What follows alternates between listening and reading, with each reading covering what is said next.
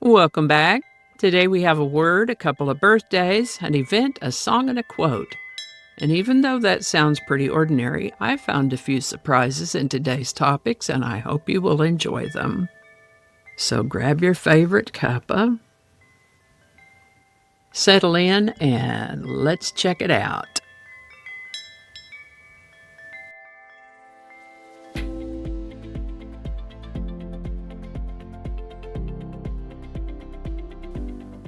Hi there, and welcome to This Day in History for November 5th.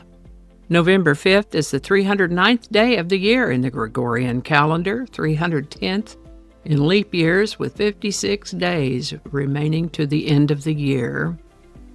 Today's word is Replevin. Replevin is a noun, and it's a legal term that has to do with recovering personal property that's been wrongfully taken or withheld. Said property is typically returned to its owner before the final judgment, pending the outcome of the case. An example sentence could be, the farmer filed a replevin to recover his tractor that had been seized in error, or when her car was towed by mistake, she filed a replevin to have it returned right away. Sometimes justice means getting your stuff back. Replevin is primarily used in civil law contexts, especially involving disputes over personal property, not land. Replevin differs from conversion, which is a claim for damages, rather than for the return of the property itself. Modern replevin actions may still exist in state laws in the U.S., although the term itself often sounds archaic outside of legal settings. The word replevin comes to us from Middle English, Anglo-French before that, ultimately from Latin, where its meanings had to do with regaining possession of something by providing a pledge or security. First known use of the word replevin is in the 1300s. Replevin. Today's word replevin was suggested by YouTube viewer @TRamsire. Thanks, Teresa. And if you have a word you'd like to suggest for this Word of the Day segment, drop it in the comments. We'll get it on the list. And with that, this is the birthday of industrial designer Raymond Loewy, born November 5th, 1893 in Paris, France. He served in World War I, moved to the United States after the war. He started out in the U.S. as a window designer for department stores like Macy's, Wanamaker's, and Saks, and as a fashion illustrator for Vogue and Harper's Bazaar. I guess he figured he'd stay on here and became a naturalized U.S. citizen in 1938. Raymond Loewy designed corporate logos for such brands as Shell, Exxon, and TWA, designed the Greyhound Scenic Cruiser bus, and Coca-Cola vending machines and bottle redesign, and the Lucky Strike package. He also designed the Studebaker Avanti and Champion.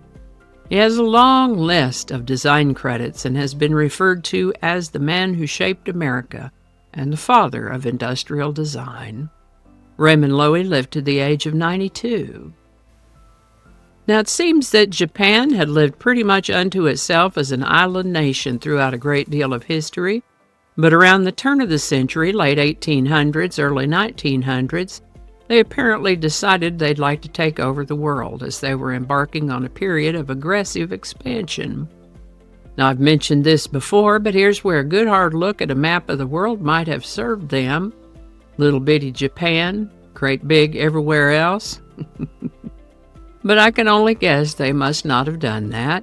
Japan had taken on Russia and China in the late 1800s and early 1900s, and apparently did pretty well for themselves, which might have given them a false sense of invincibility, like, wow, look what we did, let's go get some more. The League of Nations appointed a commission to try to sort all this out, and when they condemned these invasions, Japan's response was to withdraw from the League of Nations. So, from about the 1930s, relations between Japan and the United States had been deteriorating. With all that as backstory, it was on November 5th, 1941, that the Japanese fleet received an order to attack Pearl Harbor. I'm sure we'll talk more about that in the coming days. This is the birthday of Ingram Cecil Connor III, born November 5, 1946, in Winter Haven, Florida. His father took his own life when Graham was 12. His mother remarried a man named Robert Parsons, and Graham and his sister took Robert's last name, and so it is that we know him as Graham Parsons. As with several other singer-songwriters we've talked about, Graham Parsons was highly inspired by seeing Elvis Presley perform and teamed up with some of his classmates in a group called the Shilohs, who played in coffee houses, hootenannies, and high school auditoriums. By and by, he parted with the Shilohs and moved on to a group called the International Submarine Band, and later on the Byrds, and then co-founded the Flying Burrito Brothers. Graham Parsons loved and popularized a particular blend of country, rhythm and blues, soul, folk, and rock that he called cosmic American music. Even though Graham's family of origin had been financially comfortable when he was growing up, there was some dysfunction, likely due to alcoholism, which probably contributed to his own chemical dependency issues. By the time the 70s rolled around, his productivity in terms of writing songs and performing suffered under the weight of his drug abuse. Even so, Graham Parsons' impact on music is considered enormously influential, such that he is counted among Rolling Stone magazine's 100 greatest artists of all time. Sadly, Graham Parsons died of a drug overdose in September of 1973 at the tender age of only 26. May he rest in peace. Today's song is Love Hurts. Written by a songwriter named Boudleaux Bryant, Love Hurts was first recorded by the Everly Brothers, released in 1960. And has been covered by many artists since then.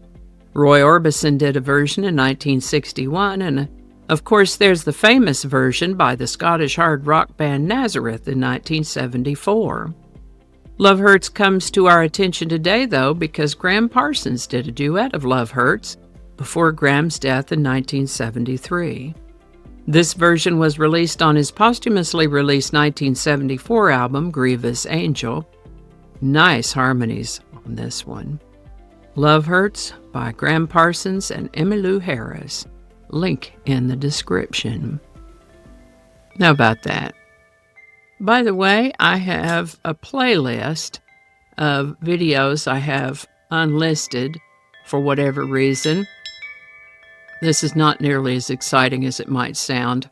Maybe I wanted to redo a video, take something out, put something in. Maybe there was a mistake. Could be any number of reasons. But they were unlisted for a reason. But if you're really just dying to dig into the dregs, have at it. The list itself is also unlisted, but you can get to it through posts on my Patreon and Buy Me a Coffee pages. Just wanted to let you know that.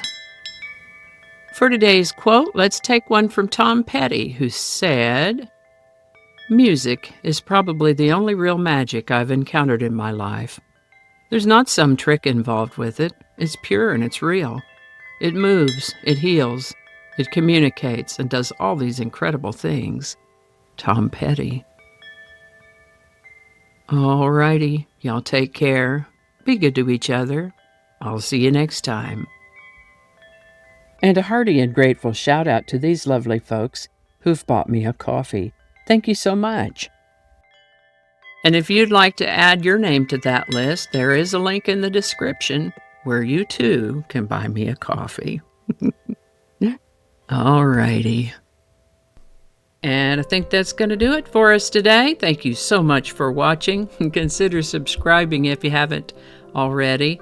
Feel free to share this video with a link in your email, messaging, or social media. If you enjoy this series, you can check out the playlists in the description. You can find me on BitChute, Facebook, Odyssey, Rumble, YouTube, and X, as well as on a blog page called No Really. No Really. No Really.